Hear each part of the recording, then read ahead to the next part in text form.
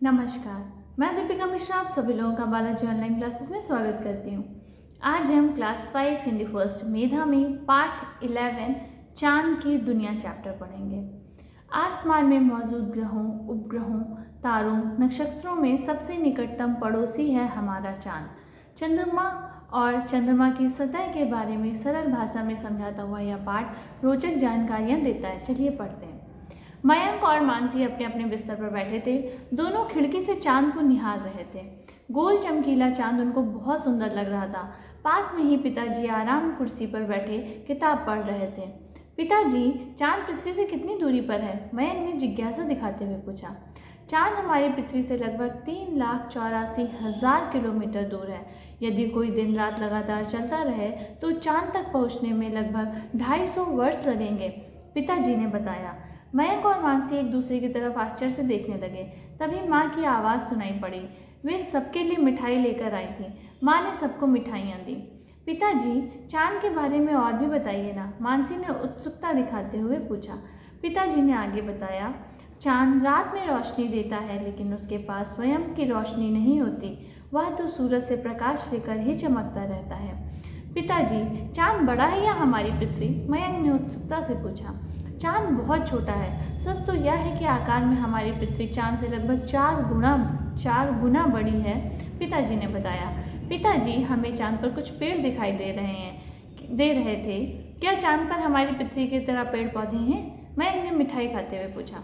चांद पर पेड़ पौधे नहीं हैं और पशु पक्षी भी नहीं हैं, क्योंकि वहाँ हवा नहीं है। चांद पर हवा न होने के कारण हम वहाँ किसी तरह की आवाज़ भी नहीं सुन पाते।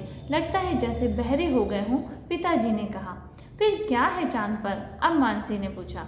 चांद की ज़मीन पर बहुत सी दरारें और गड्ढे हैं, क्योंकि चांद की ज़मीन ज्वालामुखियों से बनी है।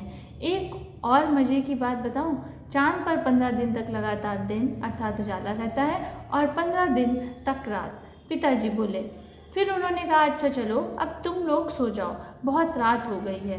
कल मैं तुम्हारे लिए एक पुस्तक लाकर दूंगा, चांद की दुनिया। उसे पढ़कर तुम्हें चांद के बारे में बहुत सारी बातें मालूम होंगी। पिताजी ने दोनों को चादर उड़ाकर सुला दिया। सुबह उठते मयंक और मानसी ने पिताजी से पुस्तक के बारे में याद दिलाई। पिताजी ने शाम को पुस्तक लाकर दी। दोनों चांद की कहानी पढ़ने में लीन हो गए। चांद पर गुरुत्वाकर्षण शक्ति बहुत कम है। एक छोटे पत्थर को आसमान की तरफ फेंको तो वह तेजी से धरती की तरफ खींचा चला आएगा। यही गुरुत्वाकर्षण शक्ति होती है। यह शक्ति चांद में पृथ्वी की गुरुत्वाकर्षण शक्ति से 6 गुना कम होती है।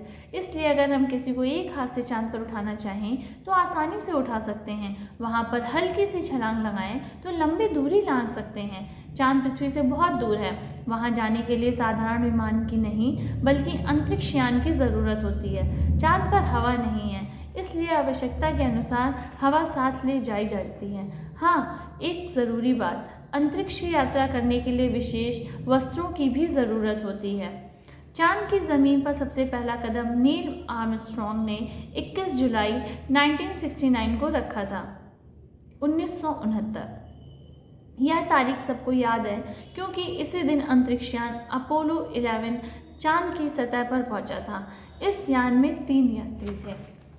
चांद की सतह पर पहुंचकर जब अंतरिक्ष यान का दरवाज़ा खुला तब नील आर्मस्ट्रॉन्ग यान की सीढ़ियों से धीरे धीरे उतरे। उन्होंने चांद पर अपना कदम रखा और कहा, यह मनुष्य का सबसे छोटा कदम है और मानव जाति की एक बड़ी सफलता है। तब सारा संसार खुशी से झूम उठा। दूसरे अंतरिक्ष यात्री एल्ड्रिन भी यान से उतरे। दोनों चांद पर चलने लगे।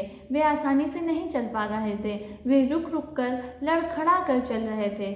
वहां से जब उन्होंने पृथ्वी को देखा तो खुशी से उछल पड़े।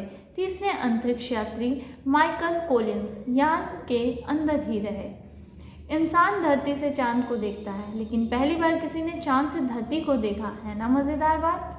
दोनों अंतरिक्ष यात्रियों ने चांद की ऊंची नीची जगह से कंकड़ और चट्टान के टुकड़े थैलियों में भर लिए। उन्होंने वहां से पृथ्वी की तस्वीरें खींची। पृथ्वी बहुत सुंदर लग रही थी। फिर वे वापस यान की ओर लौटे। चांद पर पहुंचना मनुष्य की महान उपलब्धि है। इस प्रकार ये चैप्टर है बच्चों, चांद की दुनिया। आप सभी इस चैप्टर को अच्छे से पढ़िएगा। आपके सभी नोट्स स्कूल मित्र पर अपडेट करा दिए जाएंगे, वहाँ से अपने नोट्स में कॉपी कर लीजिएगा।